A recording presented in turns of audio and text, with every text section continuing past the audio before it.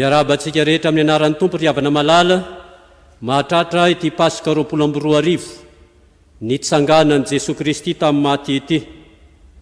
Paska miavaka no atrehantsika amin'ity taona 22 ity satria ampitaina mivantana amintsika any amin'ny isa-tokantrano izao Fanompoam-pivavahana izao, ary iarahantsika miombona amin'ny zanaky faravohitra manontolo manerana ny vazatany rehetra. Miombona ihany koa isika ry havana malala amin'ny kristianina manerana ny sahan'ny FJKM, miara-miaina sy miara-mientana ilay lohahevitra manao hoe vavolombelon'ny fitsanganan'ny Tompo ny MINO. Aoka ary io manisika amin'ny Salamo 7:30 ny ndeniny voalohany ka hatramin'ny 7 iarahantsika mideran'Andriamanitra, ary aorian'izay ny HIRA 9:70. Salamo 7:30 ny ndeniny voalohany ka hatramin'ny 7, HIRA 9:70. Ry havana malala rehetra amin'ny Tompo, ho aminareo anie ny fahasoavana sy ny fiadanana avy amin'ilay ankehitriny sy taloha roa avy, ary avy amin'ny fanahy fito amin'lohan'ny seza fiandrianana, ary avy amin'ny Jesoa Kristy, ilay vavolombelona marina sy lay matoa amin'ny maty, ary lehibe ny mpanjakan'ny tany. Amen. Ndeha iara-mitsangana isika hidera sy hanome voninahitra an'Andriamanitra. Salamo 7:30 ny andininy voalohany hatramin'ny 7 iarahantsika rehetra mamaky amin'ny anaran'ny Tompo. Hideranao amin'ny foko rehetra aho, eo anatrehan'ireo Andriamanitra no ankalazako anao. Hivavaka manandrify ny tempolonao masina aho, ka hidera ny anaranao noho ny famindramponao sy ny fahamarinanao. Fa efa nomenao voninahitra ny teninao ambonin'ny anarana rehetra. Tamin'ny andro nitarainako dia namaly ahy ianao, nomenao fahasahinao ka nisy hery ny fanahiko. Amen. Anao ny dera ary zanaky ny ray, anao ny fandresena ry mpanjakanay.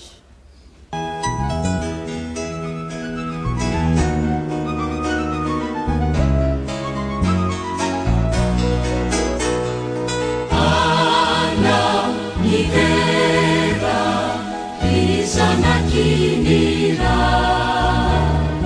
anao ny fandresena ry mpanjakana. Ny FIANGONAN'I no ny herina, ny anarana tsy troa tsy voatanatany. Anao ny dera ry zanaky ny ray, anao ny fandresena ry mpanjakana.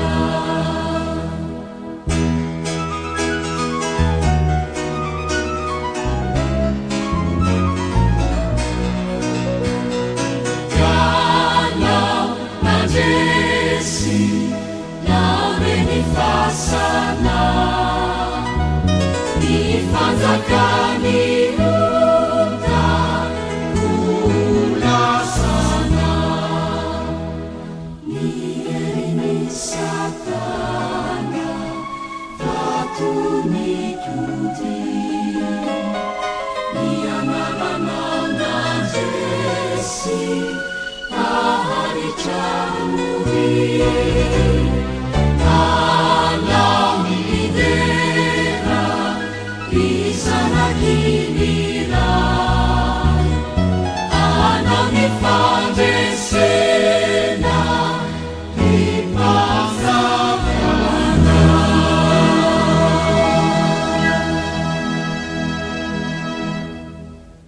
Hivavaka isika. Ry Andriamanitra rainay any an-danitro, misaotra sy midera ary mankalaza anao izahay no ny amin'ity andro lehibe ity ahatsiarovan'ny fiangonana ny nitsanganan'i Jesoa Kristy zanakao ho velona indray. Misaotra anao izahay no ny alehiben'ny fitiavanao sy ny famindramponao, ka nanoloranao ny zanako malalanao dia Jesoa Kristy tomponay, ho mpamonjy sy mpanavitra anay. Isaoranay ianao ry Jeso Kristy io no ny fitiavanao ka nanekenao hitondra ny elokay, hivesatra ny fahorianay ary nitsangana velona ianao, mpandresy ianao ka vonina hitondranay amin'ny fahavelomana sy ny fandresena ihany koa. Misaotra anao izay rehefa nay masino fa tsy mamelana iangina ianao amin'izao andro Paska izao ka afaka mijoro vavolombelon'ny finoana amin'ny alala zao Fanompoam-pivavahana miavaka izao izahay. Taio ary ity fotoana sarobidy ity Andriamanitro, mba tsy handalo fotsiny amin'ny tenanay tsiraray avy, tsy handalo amin'ny zanaky ny fiangonanao, fa ho tsapanay tokoa anio amin'ny fandrenesana ny teninao. Fa velona ianao Jeso, hitondrany amin'ny fahavelomana mandrakizay ianao, hampahery sy ampijoranay amin'ny finoana ianao. Koa hatreo ka mba tahiny fotoana rehetra ho vonina hatry ny anaranao, Ray sy Zanaka ary Fanahy Masina. Amen. Petraka ianareo.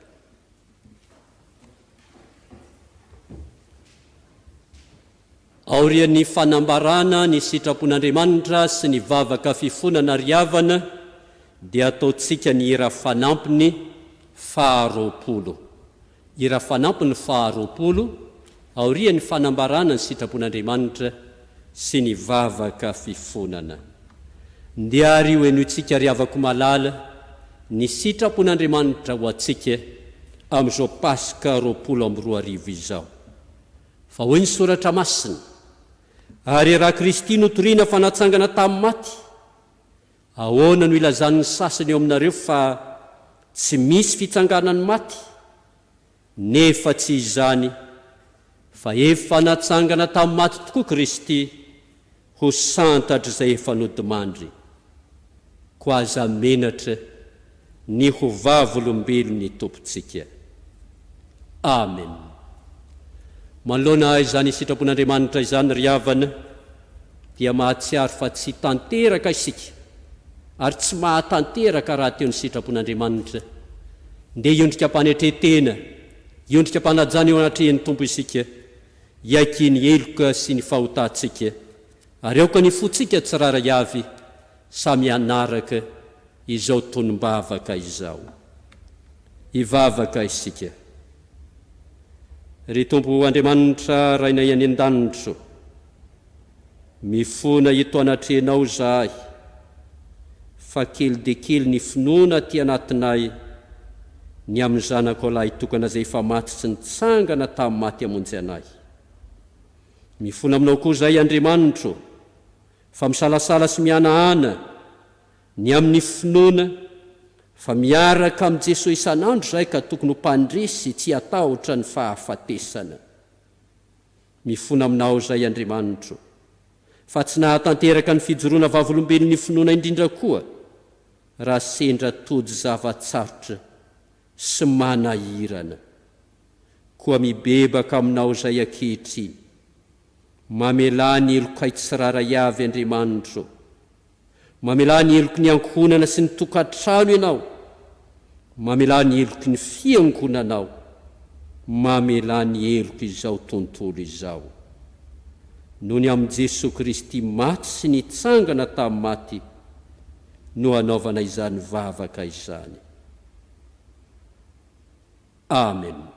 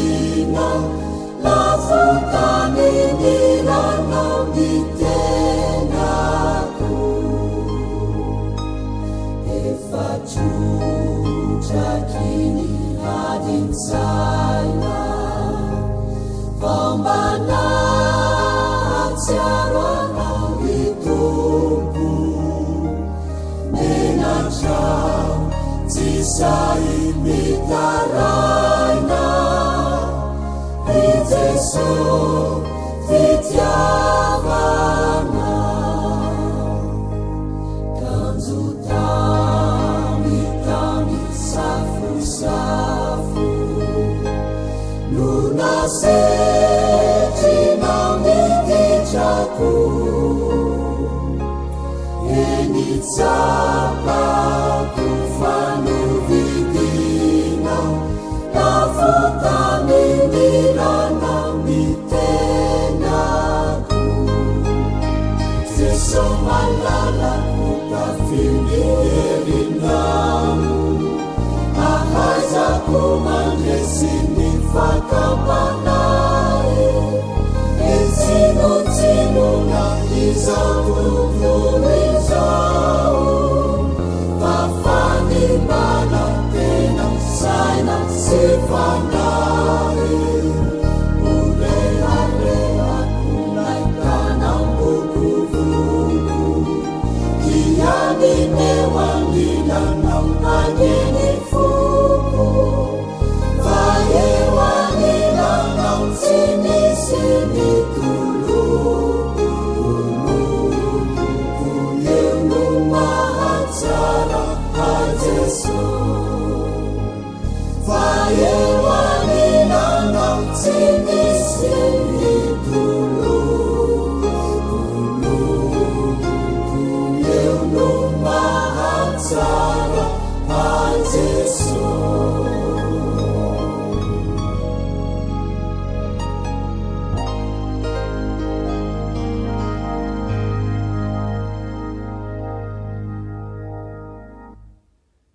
Aorian'ny famelan-keloka izay atolotr'Andriamanitra maimaim-poana ho antsika ry havana malala no anaovantsika ny hira fanampiny fahaenina amby roapolo ka ny andininy voalohany.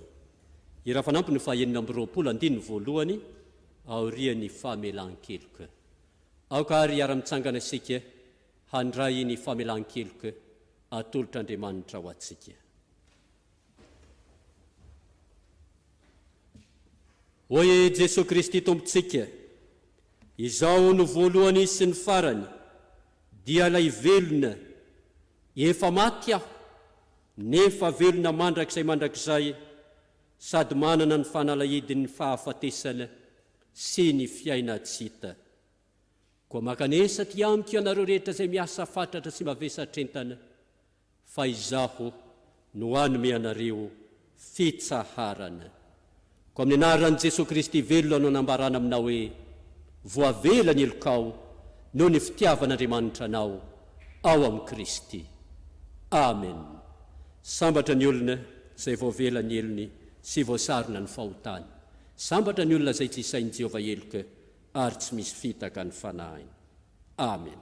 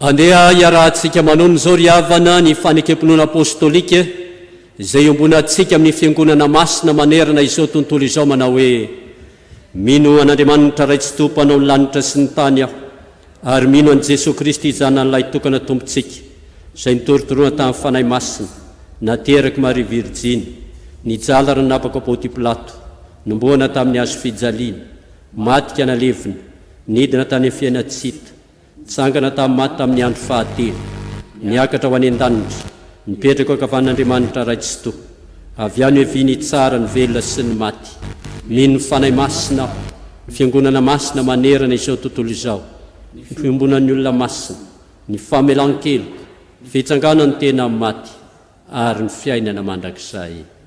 Amen. Mipetraka ny fiangonana.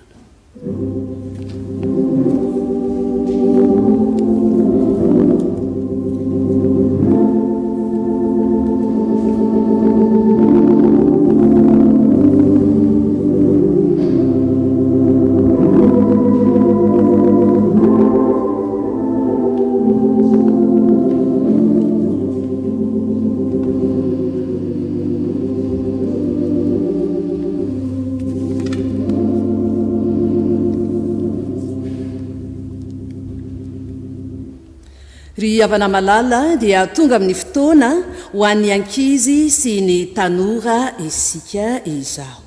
Andeha ho iraintsika ny hira 720 ny andininy voalohany sy ny fahaefatra.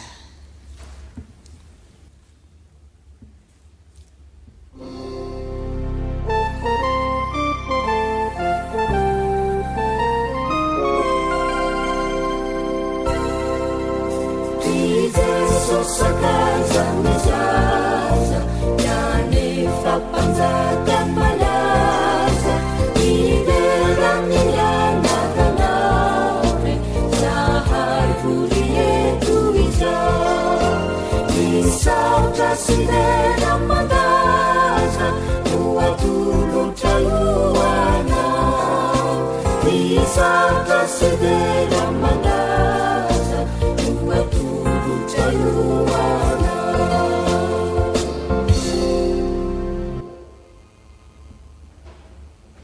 Hivavaka isika. Misaotra anao zay Andriamanitro no amin'ity ora sy fotoana ity izay anomezana ny afatra ho an'ny ankizy sy ny tanora amin'izao Paska 24 izao dia mitenena Jehova fa vonina iainy ny mpanompo-kelinao ary amin'ny anaranao Jesoa zoky tianay no angatahana izany. Amen. Ny filazantsara ny Matio 7:20 ny andininy fahaenina tapany voalohany. Matio 7:20 ny andininy fahaenina tapany voalohany. Zao le voasoratrao amin'ny anaran'i Jesoa. Tsy ato izy fa efa nitsangana araka izay nolazainy. Tsy ato izy fa efa nitsangana araka izay nolazainy. Zany ten'Andriamanitra zany ry ankizy sy tanora dia teny anjely tamin'ny Maria sy ireo vehivavy namany izay tsy nahafoy an Jesoa Kristy. Manambara amintsika izany fa velona Jesoa. Tena velona Jesoa antsika. Andenge arahantsika ny tantara tamin'ny zoma masina dia tamin'ny alahelo lehibe nandrenesantsika fa maty Jesoa Kristy tompo. Ary gaga sady taitra ary saika tsy nino mihitsy ny kapiteny Romanina sy ireo miaramila niaraka taminy.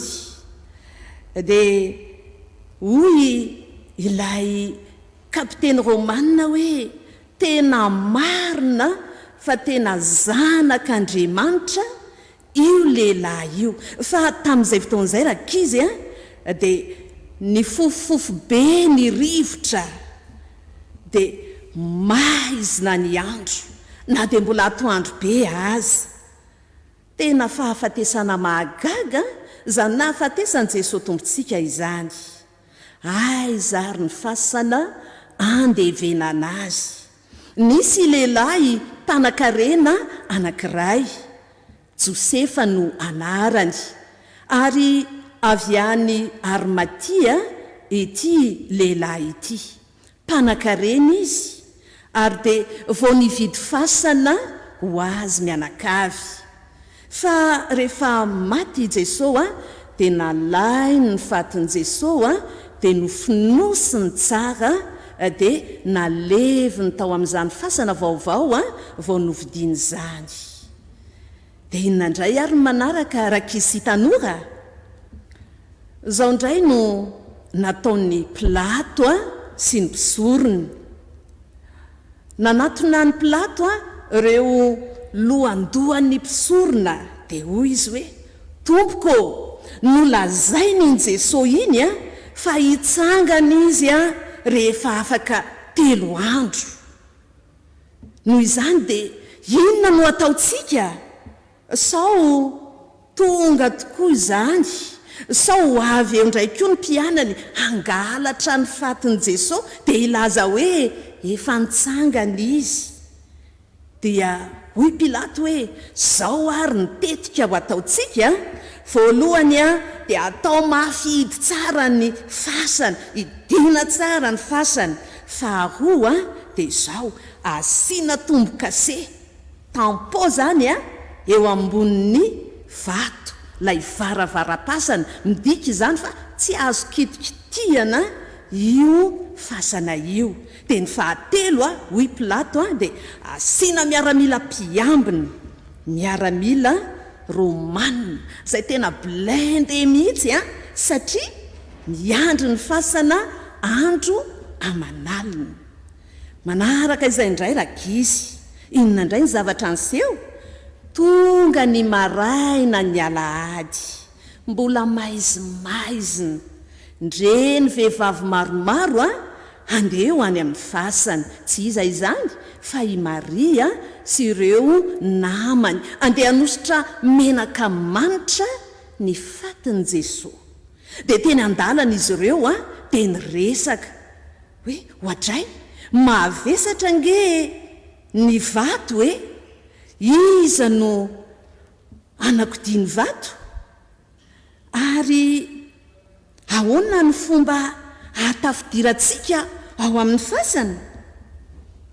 Tamin'izay fotoana izay dia nisy ororo tany mafy lavo ny anjera tamin'ny tany ireo miaramila Romanina.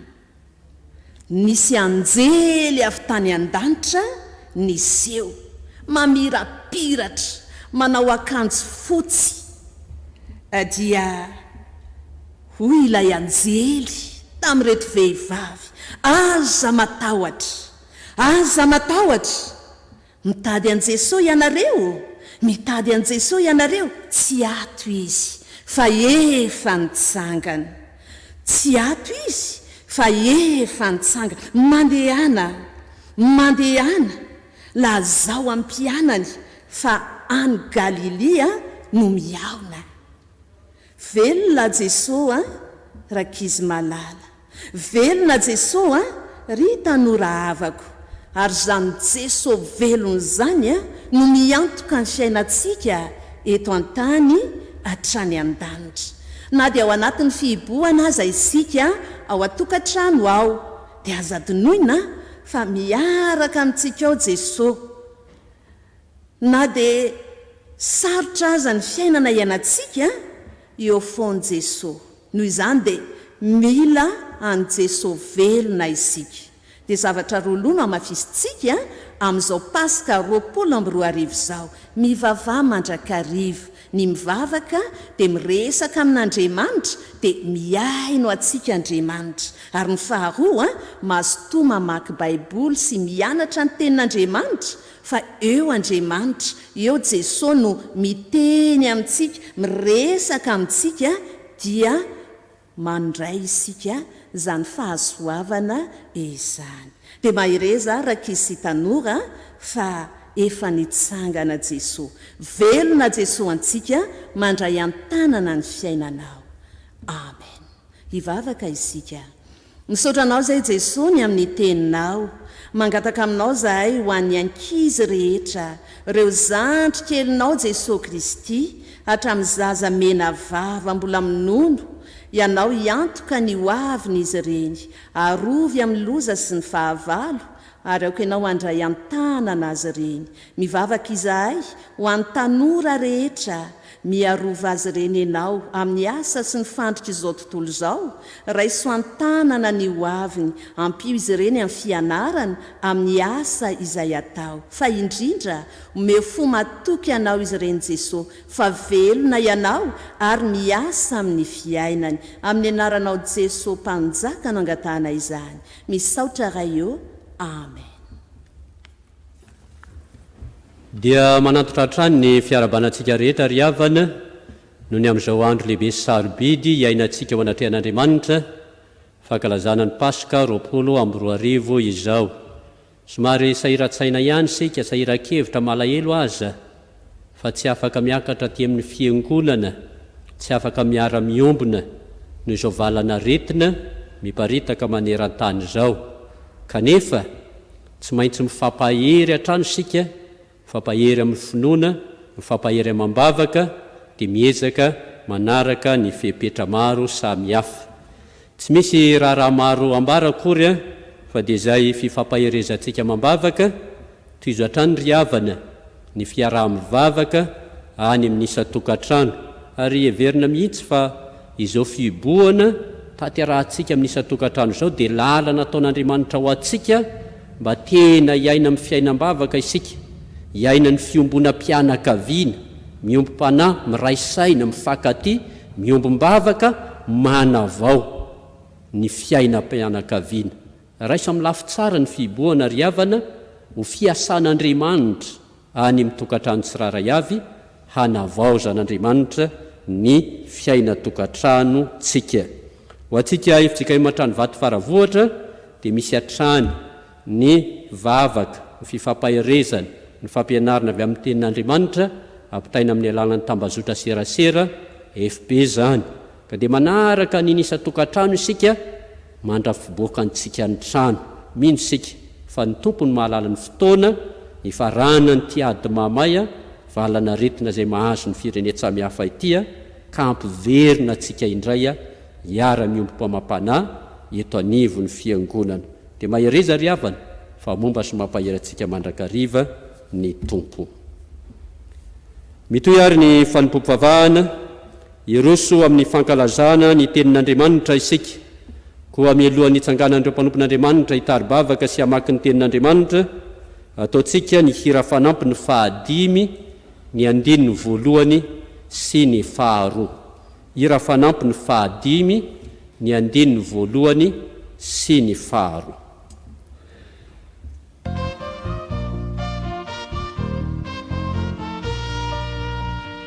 Jesosy tompo saulo fananganana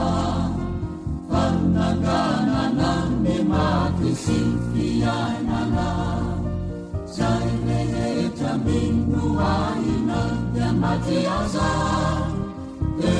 velonindra, velonindra, sady velona yana, samatauta, velonindra,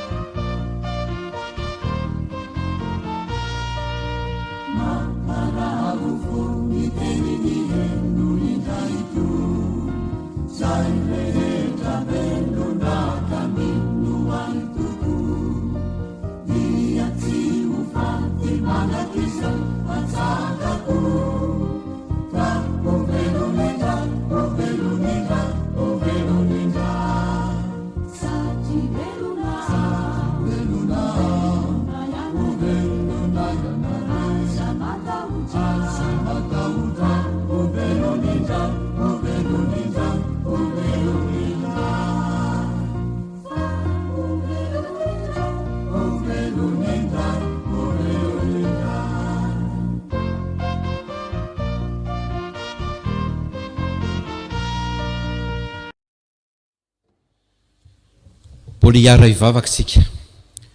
Tsy mitsahatra ny midera sy mankalaza ny anaranao zay Tompo Andriamanitra ka mbola nomenao zao fotoana zao andrenesana sy hanona ny teninao. Fa velona sy mahery ny teninao Tompo ka tsy voasakatsaka ny lalàna na voafefe ny fihiboana. Ka raha ndresy ihain'izany teninao zany zay dia mangataka ny fanahinao masina mba hitary dalana anay ka ny sitraponao tokoa ny no renesinay Tompo. Dia mitenena ary Tompo amin'ny mpanomponao zay amaky sy hitondra ny teninao. Dia sokafy ihany koa ny vavahady-tsaina rehetra ary hampanginy izay feo rehetra tsy avy aminao mba handrenesanay tokoa izany sitraponao. Amin'ny anaranao ry Jesosy Kristy Tompo no anaovana saingatany izany vavaka izany. Amen.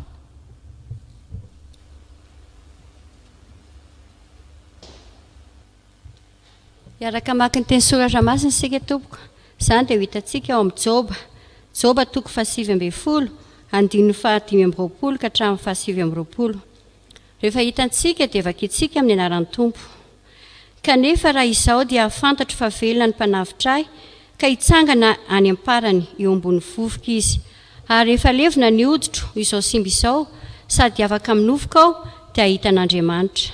Eny izao no ahita azy ary masoko no hijery fa tsy olo-kafa. Efa matim-pandriana ny saiko ato anatiko raha hoy ianareo andeha anenjika azy fatratra isika fa hita ao anatin'ny fototry ny mahameloka azy dia matahotra ny sabatra ianareo. Fa ny fahatezerana dia eloka mendrika ho validy sabatra mba ho fantatrareo fa misy fitsarana.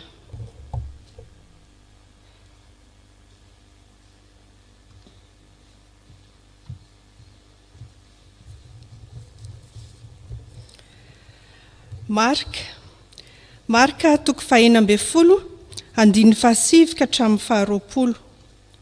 Marka 4:20, 5:7 ka hatramin'ny 20. Amin'ny anaran'ny Tompo. Ary rehefa nitsangana tamin'ny marain'ny andro voalohany amin'ny herinandro Jesosy dia niseho voalohany tamin'ny Maria Magdalena ilay namoahany demonia 7 izy. Ary Maria nandeha ka nilaza tamin'ireo fanomban'i Jesosy izay mbola nisaona sy nitomany. Ary izy ireo na dia nandriasa fa velona izy sady efa hitan-dra vehivavy dia mbola tsy nety nino ihany. Ary taorian'izany Jesosy dia niseho tamin'ny endrika hafa tamin'ireo lahy aminy izay nakany an-tsaha. Ary izy ireo nandeha ka nilaza tamin'ny namany fa nada ireo aza tsy nino koa. Rehefa afaka izany dia niseho tamin'ny 12 lahy Jesosy. Raha nipetraka ninany ireo ary izy nanome tsiny azy noho ny tsy finoany sy ny amafy ny fony satria tsy nino ireo efa nahita azy rehefa nitsangana izy. Ary io izy taminy mandehana amin'izao tontolo izao ianareo ka mitoriany filazantsara amin'ny olombelona rehetra izay mino sy atao batisa no vonjena fa izay tsy mety mino no elohina. Ary izao famantarana izao no anaraka izay mino. Amoaka demonia amin'ny anarako izy, hiteny amin'ny fiteny izay tsy mbola hainy izy, andray mena rano izy, ary na dia misotro zava-mahafaty azy izy dia tsy ampaninina azy izany. Ametra tanana amin'ny marary izy dia ho sitrana ireny. Ary Jesosy Tompo rehefa niteny taminy dia nampiakarina ho any an-danitra ka nipetraka ankavan'Andriamanitra. Fa izy ireo kosa dia lasa ka nitory-teny eny tontolo eny.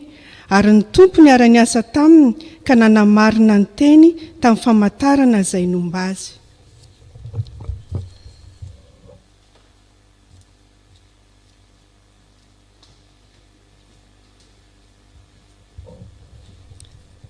Korintiana voalohany 5:12, 12 hatramin'ny 17. Korintiana voalohany 5:12, 12 hatramin'ny 17 amin'ny anaran'ny Tompo. Raha KRISTY nitoriana fanatsangana tamin'ny maty, ahoana no ilazan'ny sasany ao aminareo fa tsy misy fitsanganan'ny maty? Fa raha tsy misy fitsanganan'ny maty, na KRISTY aza tsy natsangana. Ary raha tsy natsangana KRISTY dia ho foana ny tory-teninay ary foana koa ny finoanareo. Ary dia hita ho vavolombelon'ny mandainga ny amin'Andriamanitra izahay, satria efa nilaza fa Andriamanitra no nanangana any KRISTY. Nefa raha tsy hatsangana ny maty dia tsy mba natsangana izy. Fa raha tsy hatsangana ny maty na dia KRISTY koa aza dia tsy natsangana. ary raha tsy natsangana Kristy dia foana ny finoanareo ary mbola ao amin'ny fahotanareo ihany ianareo. Dia very koa izay efa nodimandry eo amin'ny Kristy. Raha amin'izao fiainana izao ihany no anantenantsika ny Kristy dia mahantra indrindra isika noho ny olona rehetra. Nefa tsy izany fa efa natsangana tamin'ny maty koa Kristy ho santatry izay efa nodimandry, ary satria ny olona iray no nisehon'ny fahafatesana dia ny olona iray kosa no nisehon'ny fitsanganan'ny maty. Fa tahaka ny fahafatesan'ny olona rehetra ao amin'ny Adama no haveloman'ny olona rehetra kosa ao amin'ny Kristy. Nefa samy amin'ny filarany avy Kristy no santatra. Rehefa afaka izany dia izay an'ny Kristy amin'ny fiaviany. Ray masino manamasinanay amin'ny fahamarinana, teninao ny fahamarinana. Amen.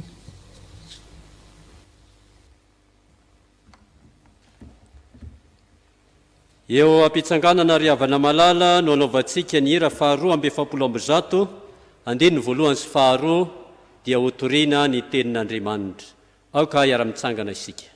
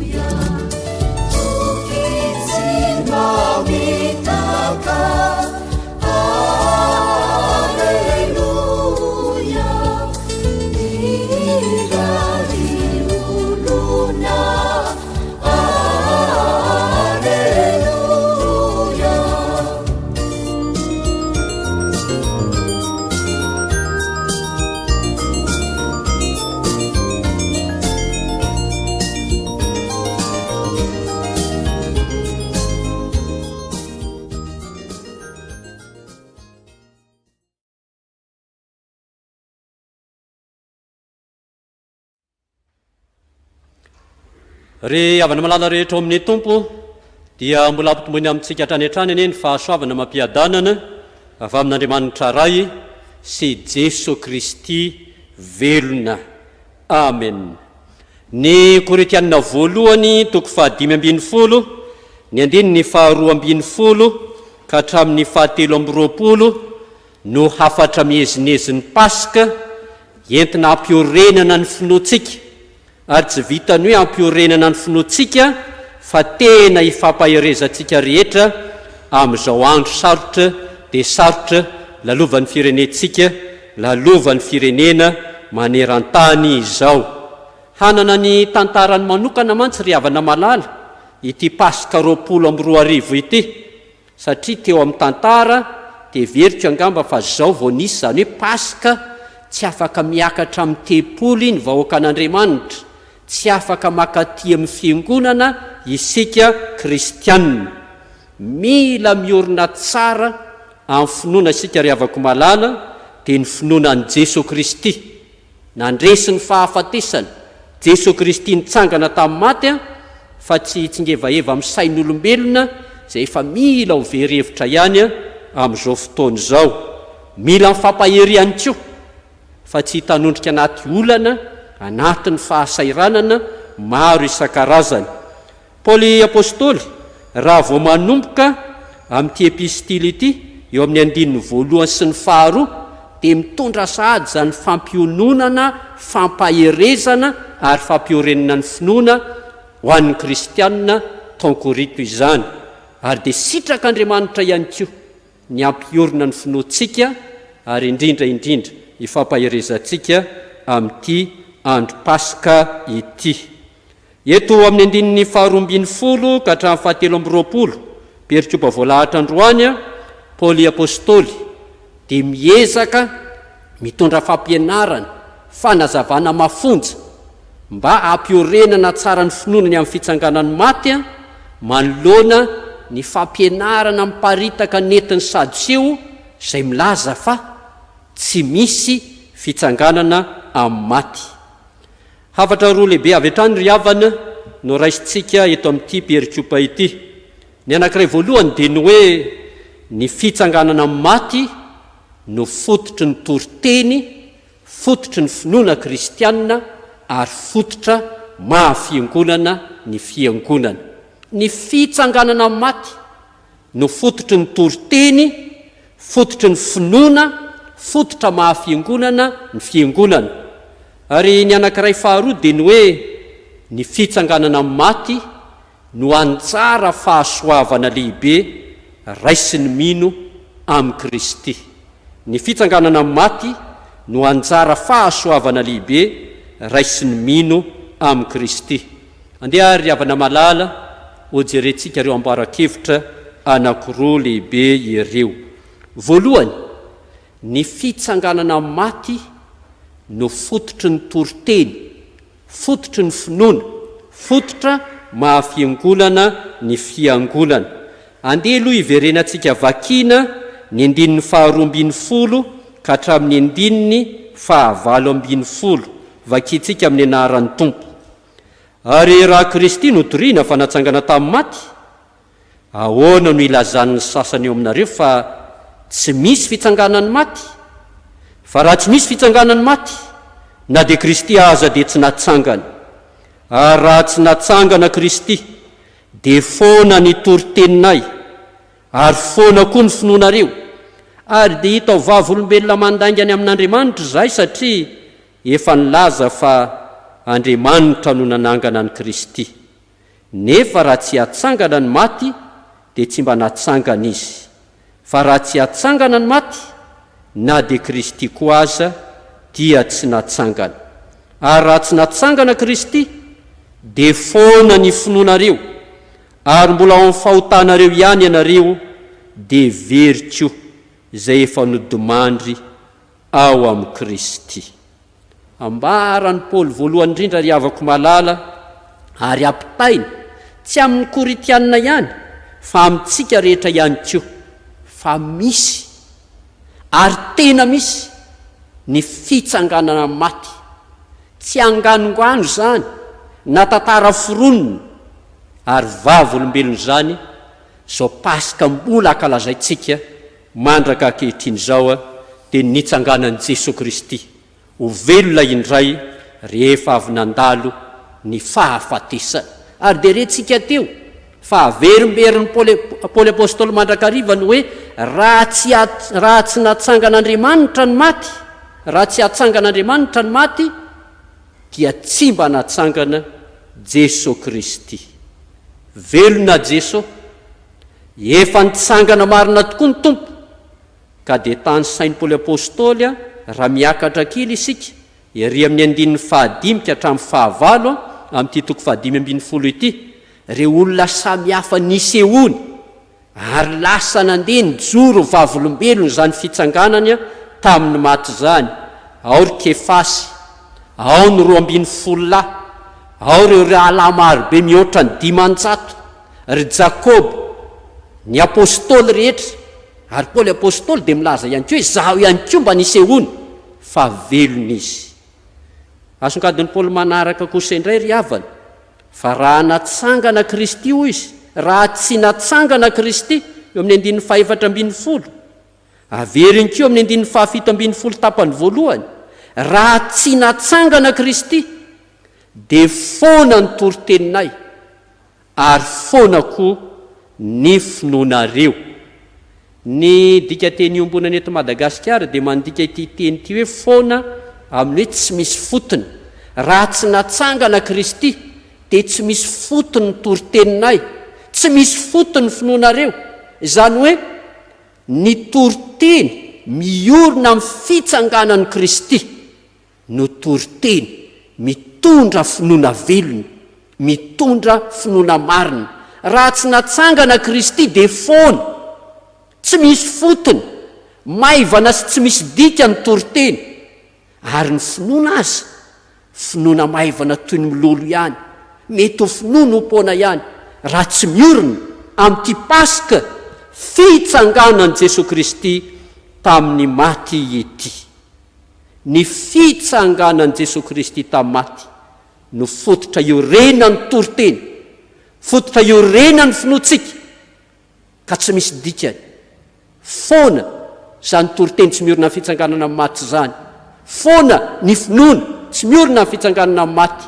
Ary na ny fiangonana azy, raha tsy miorina tsara amin'izany fitsanganan'i Kristy tamin'ny maty zany, dia fiangonana toafahafa ihany. Ry havana malala rehetra amin'ny Tompo, izao aretina mora mifindra, miparitaka eran-tany izao, dia azo heverina fa lakolosy maneno, lakolosy maneno ho an'izao tontolo izao mba hitodiana amin'Andriamanitra sy tena hanorenana ny finoana marina amin'i Jesosy Kristy maty sy nitsangana tamin'ny maty, hanomezana lanja ny toriteny miorina amin'ny finoanan'i Jesosy Kristy izay maty sy nitsangana tamin'ny maty. Miara-mahalala sika ry havako mahalala, miara-mahalala sika raha ny toeran'ny finoana sy ny fivavahana kristianina maneran-tany. Mahita tsika any amin'ny faritry ireo firenena mandroso, atao hoe firenen'dehibe, indrindra any amin'ny faritra Eropa, fa memaivamaivana tokoa ny finoana, memaivamaivana ny fivavahana. Ary aty amin'ny firenena izay misy atsika izay heverina hoe firenena mahantra na andalam-pandrosoana, toa miroborobo ihany ny finoana, miroborobo ny fivavahana, kanefa rehefa tena dinihana lalina, mandeha ny toriteny, mandeha ny fampianarana, toa tsy dia misy loatra. Izany hoe mitory an'i Jesosy Kristy maty sy nitsangana tamin'ny maty, manomana antsika eo amin'ny fiainana mandrakizay. Fa inona ny toriteny tena voizina?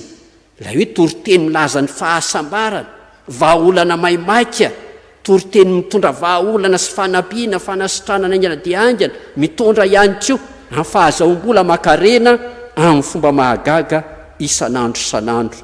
Dia hoy Paoly Apôstôly eo amin'ny andinin'ny fahasivy ambin'ny folo, hoy Paoly Apôstôly eo amin'ny andinin'ny fahasivy ambin'ny folo, raha amin'izao fiainana izao ihany no anatenantsika ny Kristy, dia mahantra indrindra noho ny olona rehetra isika. Raha amin'izao fiainana eto an-tany izao ihany no ilantsika ny Kristy, anatenantsika azy, raha amin'izao fiainana hita maso izao ihany no antony ivavahantsika sy enoantsika ny tenin'Andriamanitra, dia mahantra indrindra noho ny olona rehetra isika. Ikentsika sinoantsika fa manampy antsika Andriamanitra, mampahery antsika Andriamanitra, manasitrana antsika Andriamanitra, manomeza ilayntsika Andriamanitra. Kanefa tsy izay ihany, ambinambiny ihany izany, fa ny tena ilantsika ny Jesosy Kristy maty sy nitsangana tamin'ny maty, dia anangana antsika izay maty amin'ny fahotana ao amin'ny fiainam-baovao, anangana antsika amin'ny fahafatesana ho amin'ny fiainana mandrakizay. Koa dia mahereza miaina tsara ny toriteny, mahereza miaina tsara ny finoana an' Jesosy Kristy maty sy nitsangana tamin'ny maty, fa anangana antsika amin'ny fahotana hanome antsika fiainam-baovao izy, anangana antsika amin'ny fahafatesana hanome antsika fiainana mandrakizay. Faharoa ry havako malala, ny fitsanganana amin'ny maty no anjara fahasoavana lehibe raisy ny mino amin'ny Kristy. Andeha hovakitsika indray ny andinin'ny faha-raika amby roapolo ka hatramin'ny fahatelo amby roapolo. Korintianina voalohany toko fahadimy ambin'ny folo, andinin'ny faha-raika amby roapolo ka hatramin'ny fahatelo amby roapolo. Ary satria ny olona iray no nisehoan'ny fahafatesana, dia ny olona iray koa no nisehoan'ny fitsanganan'ny maty.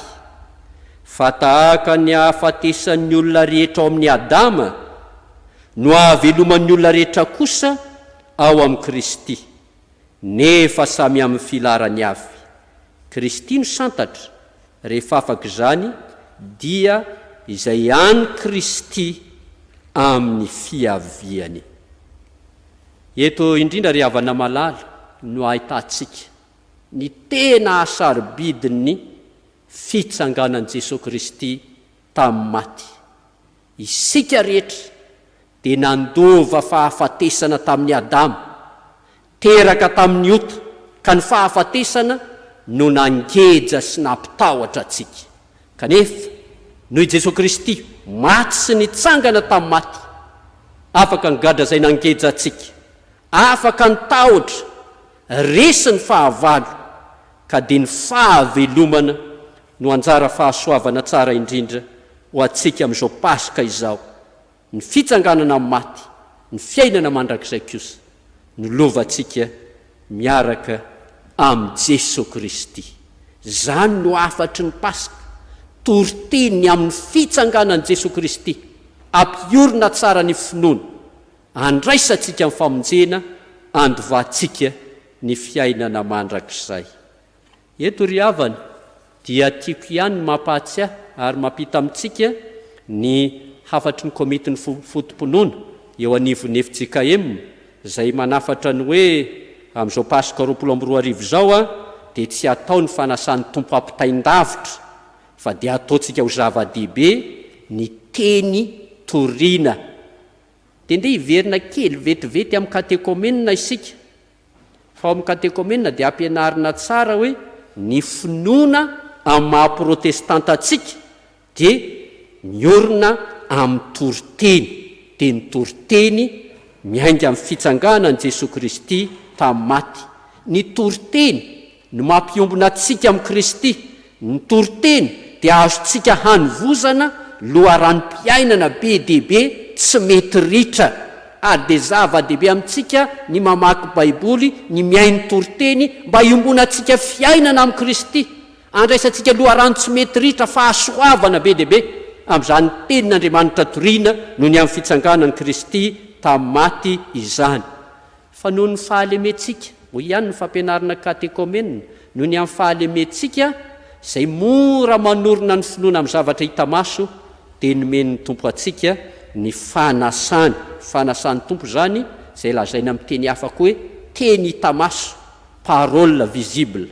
Ka amin'izao Paska 24 izao zany tsy misy ny teny hita maso, tsy misy ny fanasan'ny tompo, fa tena tian'ny tompo isika iaina ny toriteny, iaina ny tenin'Andriamanitra, ka dia any amin'ny isa-tokantrano ataova zava-dehibe ny mamaky sy mandinika ny soratra masina, ataova zava-dehibe ny miainy toriteny, anvoza atsika fiainam-pana, iombona atsika tanteraka amin'ny Kristy, ananatsika fifaliana sy fampahirezana mandrakariva. Vavolombelon'ny fitsanganan'ny tompo ny mino. Tsarao ve ary havako malala fa amin'izay hijoroantsika vavolombelon'ny fitsanganan'ny tompo dia fantaro tsara fa io fitsanganan' Jesosy Kristy tamin'ny maty io no fototry ny toriteny, fototry ny finoana, fototra mahafiangonana ny fiangonana. Ny fitsanganana tamin'ny maty no anjara fahasoavana lehibe raisintsika mino ao amin'ny Jesosy Kristy, ka dia ny famakitsika ny tenin'Andriamanitra, fiombonantsika amin'ny tenin'Andriamanitra, fandraisantsika tsy tapaka ny afatry ny tenin'Andriamanitra, indrindra amin'izao andro sarotra sy andro manahirana izao, dia hanome herim-pinoana mahagaga ho antsika tsiraray avy, ahafahantsika miatrika ny fiainana, ahafahantsika miatrika ny fiebohana, ahafahantsika miatrika ity arety mandoza miparitaka eran-tany ety.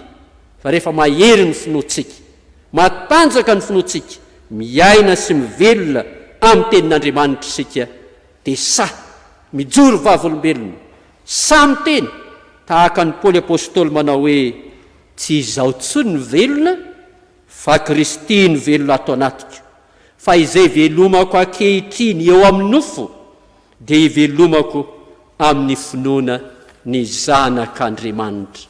Zany ny tena fanekem-pinoana lehibe ry havana, ahafahana mijoro vavolombelona, mandritra ny fiainantsika eto an-tany, fiainana ara-nofo ny velomantsika teny finoana an Jesosy Kristy zanak'Andriamanitra efa nandresy ny fahafatesany ary mialohan'ny fotoana elahntsika ety ka hiampitahantsika any amin'Andriamanitra dia mbola saha koa isika rehefa miaina tsara ny toroteny miaina ny tenin'Andriamanitra dia saha isika manao ilay fanekem-pinoana miezinesiny nataony Joba manao hoe ray izaho dia fantatro fa velona ny mpanavotra ary hitsanganany aparany ambony vovoka izy ary efa levona ny hoditra izao simbo izao sady afaka minofoka aho dia hahita an'Andriamanitra.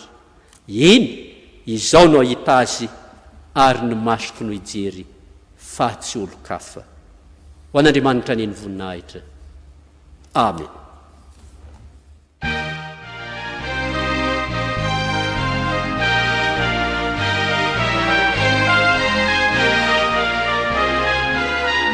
FIDERANA chiamanita amin'ny FIDERANY masina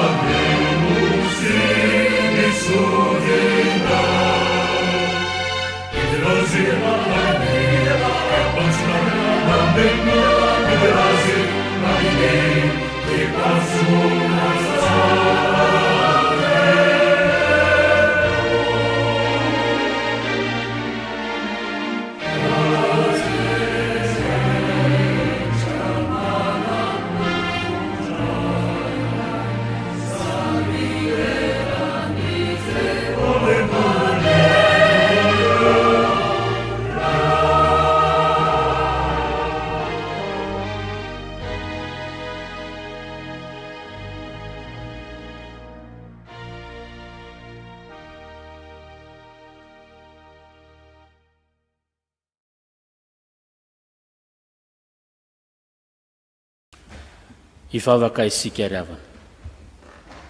Isaoranay ry Tompo Andriamanitra iny amin'ny teninao no renesinay teo. Andriamanitra velona tokoa ianao nandresy ny fahafatesana tao amin'ny Jesosy Kristy mpamonjy anay. I Jesosy Kristy ilay fototry ny toroteny, fototry ny finoan'ny fiangonana. Tompo, mideranao izay amin'izany fahasoavan-dehibe omenao ny fiangonana izany. Omenao ny isa-tokantrano, ny mpino-rehetra fa manana anjara amin'ny fahavelomany izahay, dia ny fahaveloman'i Jesosy Kristy ilay nandresy ny fahafatesana amin'ny andronay ho avy rehetra. Misaotranao ny amin'izany fanantenana, velombelominao izany ray aty anatinay, fa izany tokoa ny tena fanantenana kristianina ary tsy misy afa-tsy izany.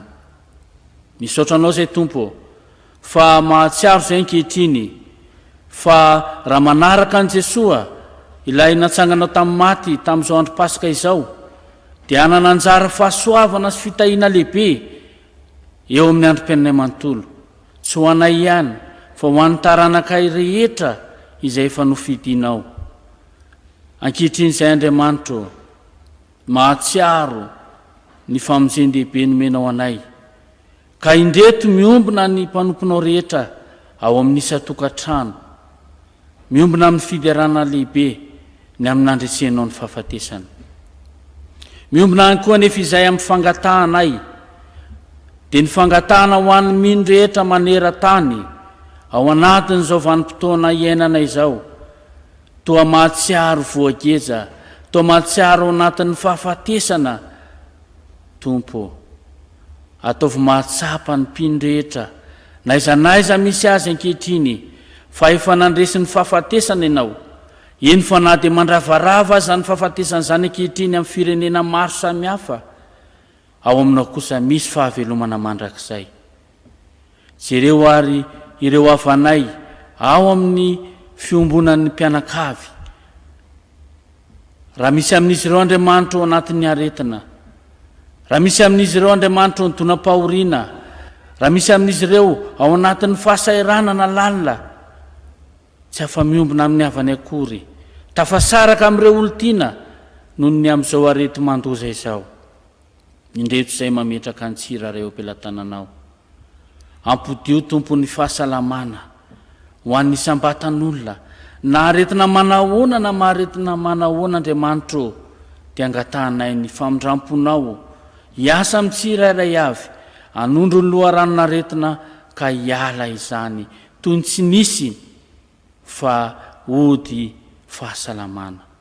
Maro havanay misedra fahoriana ankehitriny, tafasaraka amin'ireo hafatiana noho ny fahafatesana, dia mametraka azy ireny am-pelatananao izay.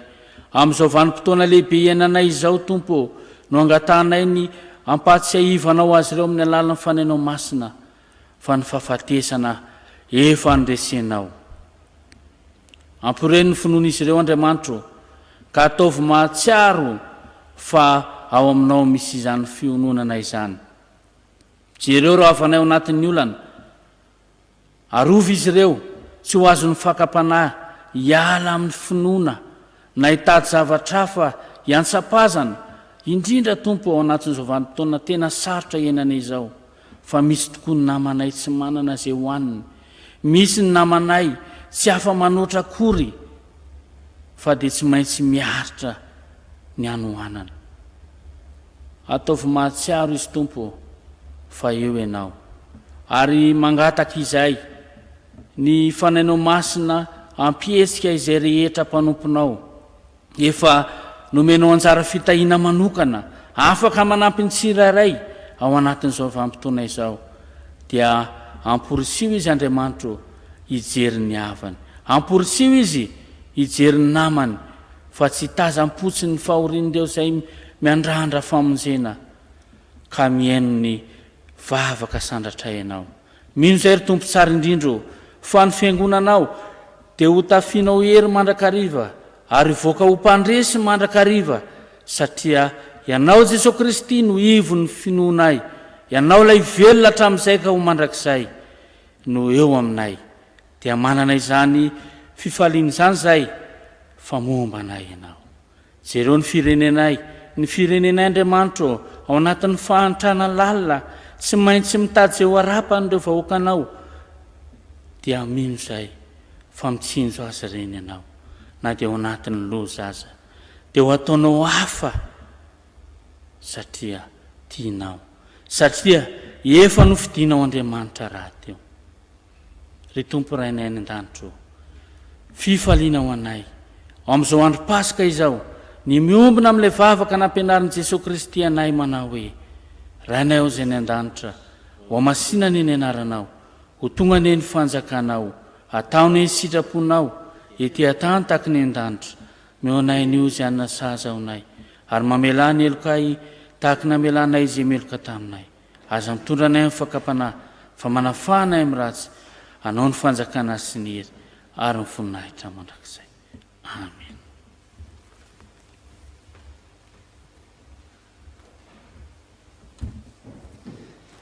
Dia isaorantsika Andriamanitra ry havana malala na ahafahantsika nanatanteraka izao Fanompoam-pivavahana Paska 20 izao. Dia mitrotra mambavaka atsika mandrakariva ahery amin'ny finoana, ahery amin'ny tenin'Andriamanitra.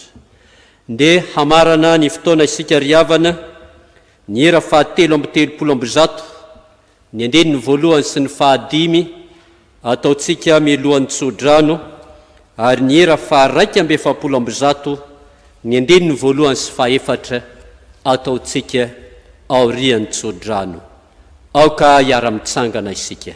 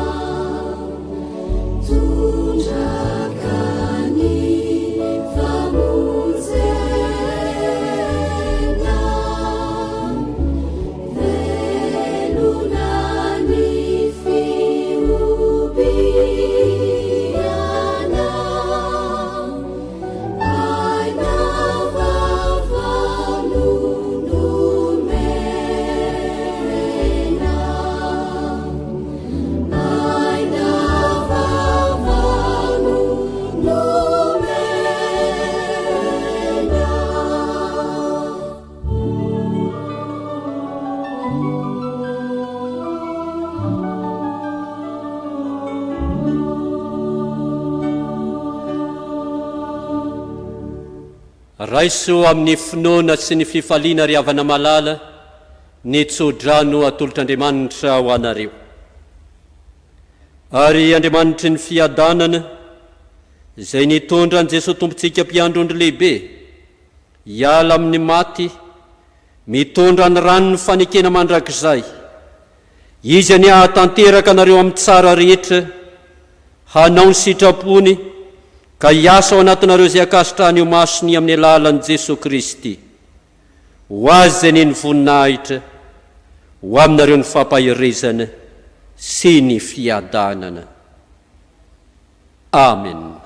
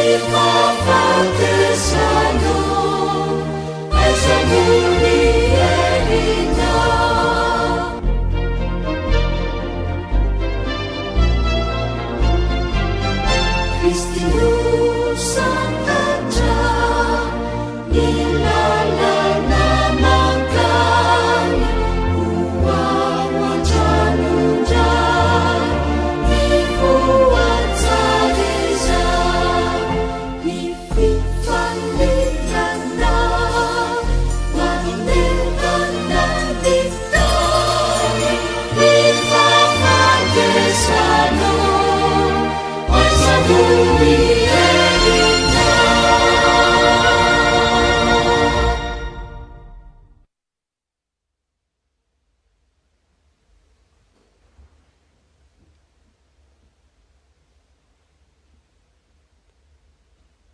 ho an'Andriamanitra irerianany ny voninahitra amin'ny anaran'ny Ray sy ny Zanaka ary ny fanahy masina. Amen. Dia mirahasoa antsika rehetra ry havana, samotahian'ny Tompo.